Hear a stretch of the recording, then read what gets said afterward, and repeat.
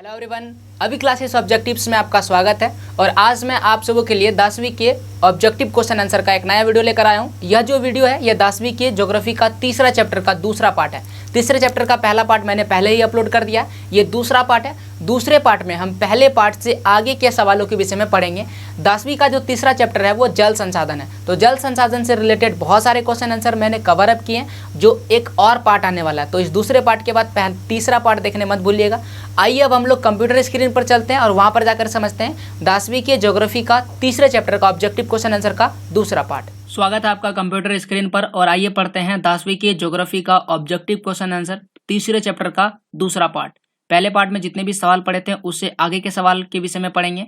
तो ये रहा 10वीं के ज्योग्राफी के तीसरे चैप्टर का पार्ट 2 का पहला प्रश्न। पहला प्रश्न है, विश्व की सबसे लंबी नहर के रूप में निम्नलिखित में से किसे जाना जाता है? यानी दुनिया का सबसे लंबा नहर कौन सा है? दुनिया का सबसे लंबा नहर इंदिरा गांधी नहर है, जो ए नंबर में लिखा गया है। ए नंबर इस प्रश्न का सही जवाब हो जाएगा। देखिए, इंदिरा गांधी नहर सतलज नदी पर बना हुआ है और इसे सतलज नहर नहीं कहते हैं बल्कि इंदिरा गांधी नहर ही कहते हैं, याद रखिएगा। तो इंदिरा गांधी नहर दुनिया की सबसे लंबी नहर है। आगे हम इसे आपको मैप पर भी दिखाएंगे। अगला सवाल पढ़ते हैं, संसार की सबसे लंबा बांध यानी दुनिया में सबसे लंबा बांध कौन सा है? यानी बांध लंबाई के हिसाब से तो हीराकुंड बांध दुनिया का सबसे लंबा बांध है। हीराकुंड बांध उड़ीसा राज्य में स्थित है और हीराकुंड बांध जो है वो महानदी पर बना हुआ है। तो दो चीज आप इसके विषय में याद रखिएगा। ओके, अब हम लोग मैप में देखते हैं इंदिरा गांधी नहर को। तो ये रहा मैप आपके सामने और इस मैप में आप देख सकते हैं ये रहा रिवर सतलज और इस रिवर सतलज पर यहाँ पर बना हुआ है डैम, जिसे हम भाखड़ा डैम कहते हैं। और इस भाखड़ा डैम से यहाँ पर पानी बहता है और आगे चल करके ये आता है डेजर्ट, थार डेजर्ट में ये पानी आता है। यानी पूर्ण रूप से इस पानी का उद्देश्य यही है कि राजस्थान में जो सूखा इलाका है, जहाँ पर पानी की बहुत ज्यादा कमी होती है, वहां पर पानी को पहुंचाया जाए। तो ये है इंदिरा गांधी नहर, जिसे हम इंदिरा गांधी कैनाल भी कहते हैं इंग्लिश में। आइए अगला सवाल पढ़ते हैं। अगला सवाल है कि चंबल परियोजना का संबंध है। चंबल परियोजना है क्या? पहले मैं आपको यह बता देता हूँ। देखिए, यह एक प्रमुख नदी परियोजना है। इसके अंतर्गत बहुत सारे कार्य किए जाएंगे। इसके अंतर्गत चंबल नदी पर 3 बांध, गांधी सागर जो मंदसौर मध्य प्रदेश में पड़ता है, राणा प्रताप सागर रावत भाटा चित्तौड़ में पड़ता है और जवाहर सागर बांध बूंदी में पड़ता है। उसके बाद कोटा बेरोजा कोटा में, ये सारे बांध बनाए गए हैं। और इस परियोजना से राजस्थान, मध्य प्रदेश, इन क्षेत्रों में सिंचाई और मिट्टी संरक्षण हुआ है और सिंचाई के लिए इसे बहुत ज्यादा पानी मिला है। साथ ही साथ बहुत सारे ऐसे क्षेत्र हैं जहां पर पीने लायक पानी भी पहुंचाया जाता है। इनकी सिंचाई क्षमता की अगर बात करें तो 5 लाख हेक्टेयर क्षेत्र में इस क्षेत्र में यानी कि यहाँ पर उपस्थित पानी में से 5 लाख हेक्टेयर वाले क्षेत्र में सिंचाई की जा सकती है। और साथ ही साथ इतने ज्यादा अगर जल कहीं पर जमा होता है तो जल विद्युत भी हम इससे उत्पादन करते हैं। तो लगभग 386 मेगावाट जल इससे उत्पादन किया जा सकता है। अब आइए हम लोग सवाल पर लौटते हैं। तो हमारा सवाल था चंबल परियोजना का संबंध है, तो यह किससे संबंध रखता है? तो अभी हम लोग थोड़ी देर पहले ही पढ़ चुके हैं कि इसका संबंध मध्य प्रदेश एवं राजस्थान राज्य से है। तो इस सवाल का सही जवाब हो जाएगा मध्य प्रदेश एवं राजस्थान राज्य से। अगला सवाल है कि कोसी परियोजना किस देश के सहयोग से पूरी की गई है? ओके, हम यहाँ पर एक चीज आपको बताने भूल गए। चंबल नदी जो है वो यमुना नदी की सहायक नदी है। पिछले क्लास यानी पार्ट 1 जब हम आपको पढ़ाए थे तो उस समय मैप भी थोड़ा सा दिखाए थे और उसमें विभिन्न प्रकार की नदियां, विभिन्न प्रकार की नदी परियोजना और अलग अलग बांध, जिसे हम लोग डैम कहते हैं, जिसे बहुउद्देशीय परियोजना भी कहते हैं, उन सभी चीजों को दिखाए थे। अगर आप पार्ट 1 को मिस किए तो डिस्क्रिप्शन में पड़े हुए लिंक से जरूर देखिएगा। तो यहाँ पर लिखा गया कोसी परियोजना किस देश के सहयोग से पूरी की गई है? कोसी जो है नदी वो नेपाल देश से निकलती है और आगे आकर के भारत में प्रवेश करती है और भारत की जो गंगा नदी है उसमें जाकर के मिल जाती है।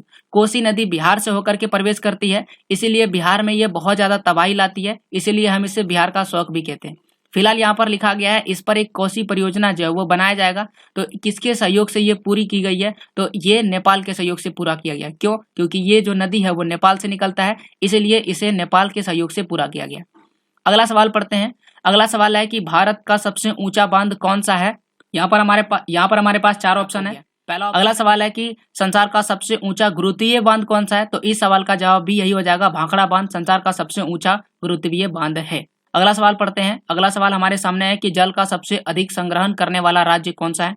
संग्रहण करने का मतलब होता है जमा करना। आज हमारे सामने जल की विभिन्न प्रकार की समस्याएं उत्पन्न हो चुकी है और इसीलिए हमें जल को बचाना, जल का संग्रहण करना, वर्षा जल का संग्रहण करना और साथ ही साथ जल का पुनर्भरण, ये सारी चीजें बहुत ज़्यादा जरूरी है। तब जाकर के हम जल को बचा सकते हैं और जल प्रदूषण से होने वाली समस्याओं को दूर किया जा सकता है और जिन क्षेत्रों में जल की कमी है उसे दूर किया जा सकता है।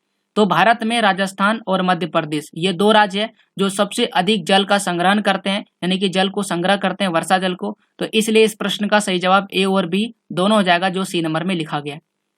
अगला सवाल है कि बांस ड्रिप सिंचाई प्रणाली किस राज्य में प्रचलित है। बांस ड्रिप सिंचाई प्रणाली होता क्या है? बांस ड्रिप सिंचाई प्रणाली का मतलब एक ऐसी प्रणाली जिसमें बिना पाइप या ट्यूब्स का प्रयोग करके हम केवल बांस के मदद से पानी को एक स्थान से दूसरे स्थान पर पहुंचाते हैं और उस बांस के मदद से हम सिंचाई करते हैं। इस प्रक्रिया को बांस ड्रिप सिंचाई प्रणाली कहते हैं। अब सवाल यहाँ पर है कि इस प्रकार की सिंचाई प्रणाली किस राज्य में की जाती है, तो इसका सही जवाब है मेघालय। मेघालय राज्यों में बांस ड्रिप सिंचाई प्रणाली की जाती है। देखिए, किसी भी प्रकार की सिंचाई प्रणाली के लिए उस क्षेत्र में होने वाला भौगोलिक आकृति निर्भर करता है।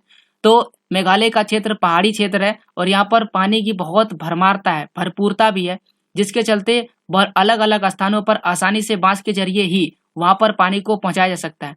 बहुत सारे ऐसे क्षेत्र हैं जो ढाल वाले क्षेत्र का निर्माण करता है और इसलिए उस ढाल वाले क्षेत्र के चलते जो बांस ड्रिप सिंचाई जो है वो बहुत अधिक तरह से संभव हो पाता है। और दूसरा कारण है कि मेघालय एक पहाड़ी क्षेत्र में आता है, तो पहाड़ में पानी हमेशा ऊपर से ही आता है और लोग सिंचाई निचले भाग में करते हैं, इसीलिए पानी को आसानी से बांस ड्रिप सिंचाई प्रणाली के तहत ऊपर से पानी को आसानी से नीचे लाया जा सकता है।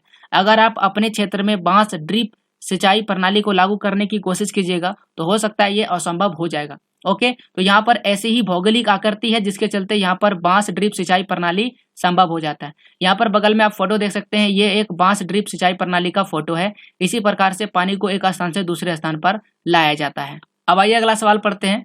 अगला सवाल हमारे सामने है, निम्न में से जल संरक्षण का प्रमुख कारण है। तो जल संरक्षण, देखिए जल संरक्षण हमें बहुत ज्यादा करना है, लेकिन जल संरक्षण हमें क्यों करना है ये चीज आपको बताना पड़ेगा और इसका सटीक कारण क्या होना चाहिए।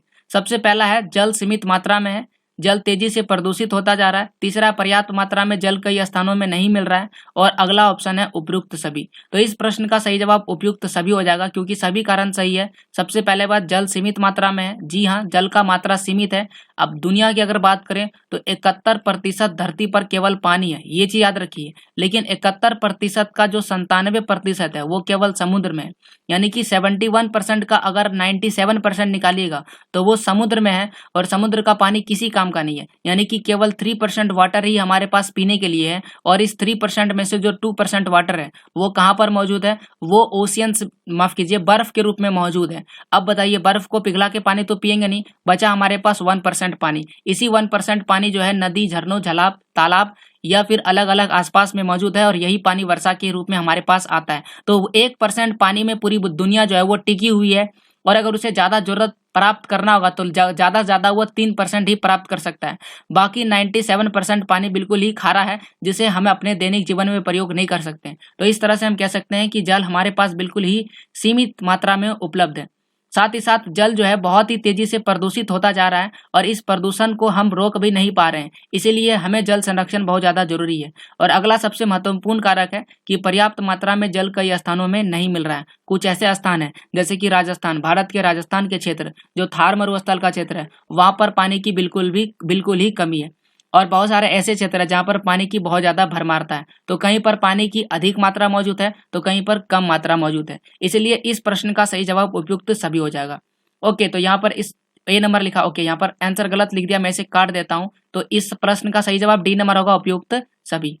अगला सवाल पढ़ते हैं। अगला सवाल है कि देश के कुल विद्युत उत्पादन में जल विद्युत का योगदान कितना प्रतिशत है। जल विद्युत क्या होता है? जल द्वारा उत्पन्न किए गए विद्युत को हम जल विद्युत कहते हैं। देख सकते हैं इसमें बहुत ही तेजी से पानी निकलता है और इस बहुत तेजी से आते हुए पानी से अगर हम डायनेमो को घुमाएंगे तो उससे हमें बहुत ज्यादा करंट मिलेगा। तो इस करंट का प्रयोग हम अपने घरों में कर सकते हैं। तो आखिरकार कितना प्रतिशत करंट जो है, जो विद्युत है, वो जल विद्युत है, यानी जल से उत्पन्न होने वाला विद्युत है।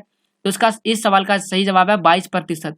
भारत में वर्तमान में 22% जो विद्युत है वो जल द्वारा उत्पन्न किया जाता है।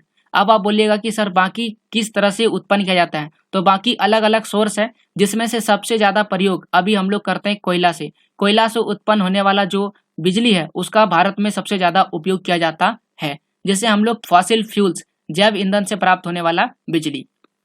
अगला सवाल है कि पृथ्वी के धरातल पर कितना प्रतिशत भाग जो है जलावृत है, यानी कितना प्रतिशत क्षेत्र में जो है जल फैला हुआ है।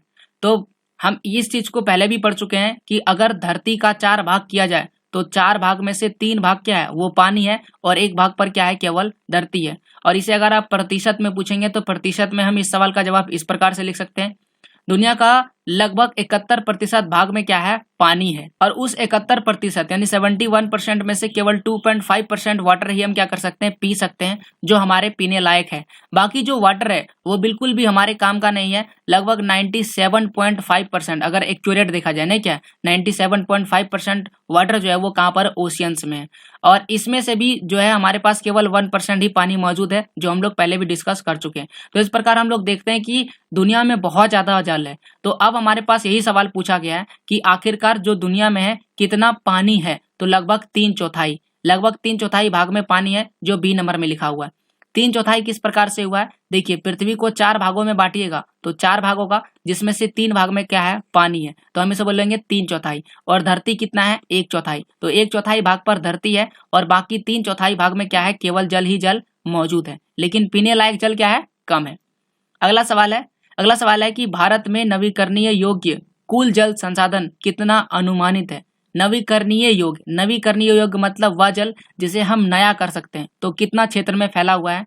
तो ये डाटा वाला सवाल है, तो डाटा वाला सवाल आपको एक्यूरेट याद रखना पड़ेगा। सी नंबर में इसका जवाब लिखा है 1897 वर्ग किलोमीटर प्रति वर्ष। इन क्षेत्रों में जो कुल जल संसाधन है जिसे हम नवीकरण बना सकते हैं, यहाँ पर नवीकरण योग्य जल संसाधन मौजूद है, इतने बड़े एरिया में मौजूद है। अगला सवाल है, ओके, इस सवाल के विषय में कुछ और डाटा हमको बता देते हैं। भारत का क्षेत्रफल है 32.8 लाख वर्ग किलोमीटर। अब आप अनुमान लगा लीजिए, केवल मान लीजिए इसको 2000 भी हम कर देते हैं, तो केवल 2000 वर्ग किलोमीटर में क्या है, ऐसा जल है जिसे हम नवीकरण कर सकते हैं। और भारत का क्षेत्रफल 32.8 लाख वर्ग किलोमीटर है। तो आप समझिए कि भारत का क्षेत्रफल लगभग 33 लाख है वर्ग किलोमीटर है, और पानी कितना, लगभग 2000 के आसपास है। तो इन दोनों का कंपेयर कर लीजिएगा, आपको पता चल जाएगा कि भारत में ही नहीं बल्कि दुनिया में भी पीने का पानी का कितना समस्या है। अगला सवाल है कि बंगाल में बाढ़ के मैदान में लोग जल संग्रहण किस प्रकार से करते हैं। यहाँ पर लिखा हुआ है बंगाल एक बाढ़ का मैदान है और यहाँ पर लोगों को जल संरक्षण करना जरूरी है।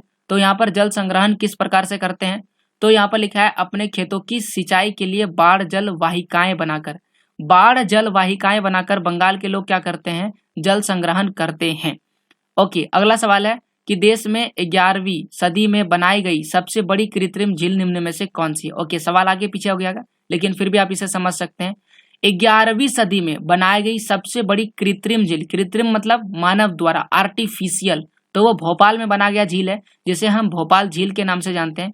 तो भोपाल में मौजूद झील जो है वो दुनिया की या फिर 11वीं सदी में बनाई गई सबसे पुरानी, सबसे ऐतिहासिक कृत्रिम झील के रूप में जाना जाता है। अगला सवाल पढ़ते हैं।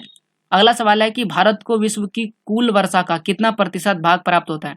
मान लीजिए कि दुनिया में अगर 100% वर्षा होता है, तो बताइए भारत में कितना वर्षा होता है, तो भारत में केवल 4% ही वर्षा होता है। तो आप समझ सकते हैं कितना कम पानी भारत को मिलता है दुनिया के मुकाबलों में। अगला सवाल है निम्न में से बहुउद्देशीय परियोजना का लाभ कौन सा है, आपको बताना है। देखिए, हम जानते हैं बहुउद्देशीय परियोजनाएं वह परियोजनाएं होती है जिनका बहुत सारा लाभ होता है। तो अब आपको बताना है कि बहुउद्देशीय परियोजना से कौन कौन सा लाभ होता है। ए नंबर लिखा है नहर निकालकर भूमि को सिंचित करना। जी हाँ, हम बहुउद्देशीय परियोजना से नहर निकाल करके भूमि को सिंचित कर सकते हैं, भूमि की सिंचाई कर सकते हैं।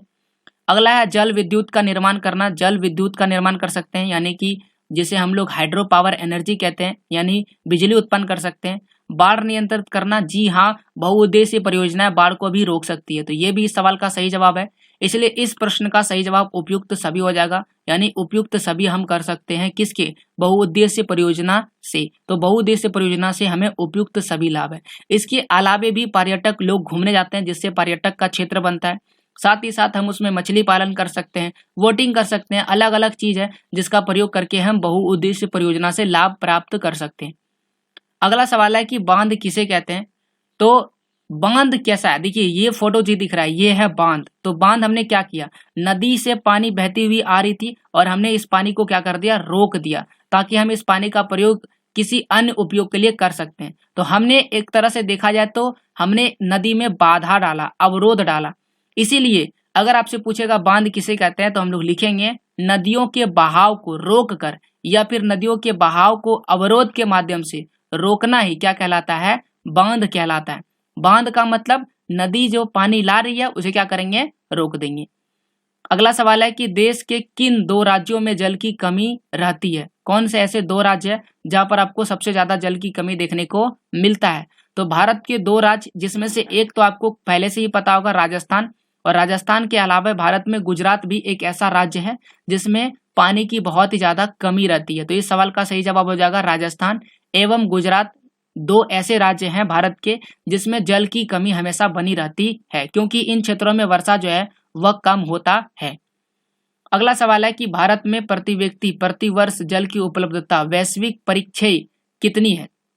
परिप्रेक्ष्य यानी कि वैश्विक परिप्रेक्ष्य के अनुसार एक व्यक्ति को एक साल में कितना पानी चाहिए भारत में। ओके, इसके आधार पर अलग अलग सूची जारी की जाती है। जिस प्रकार से मैंने आपको इकोनॉमिक्स में बताया था, HDI ह्यूमन डेवलपमेंट इंडेक्स में क्या किया जाता है, उसमें एक सूची जारी की जाती है, इंडेक्स जारी किया जाता है।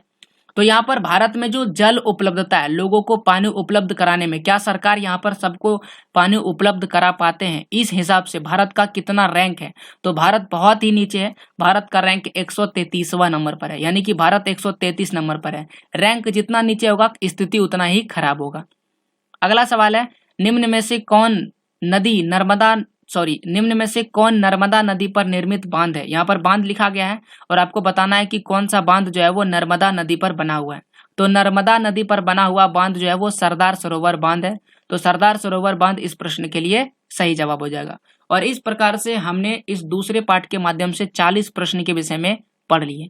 मिलते हैं आपसे अगले वीडियो में, तब तक के लिए जय हिंद, जय भारत, वंदे मातरम। भूलिएगा नहीं कि आप हमारे इस पूरी वीडियो का PDF भी प्राप्त कर सकते हैं टेलीग्राम में अजीत कुमार ऑफिशियल को ज्वाइन करके, और पर्सनल सवाल के लिए आप मुझे इंस्टाग्राम में भी फॉलो कर सकते हैं। तो ये था वीडियो का अंत। Thank you.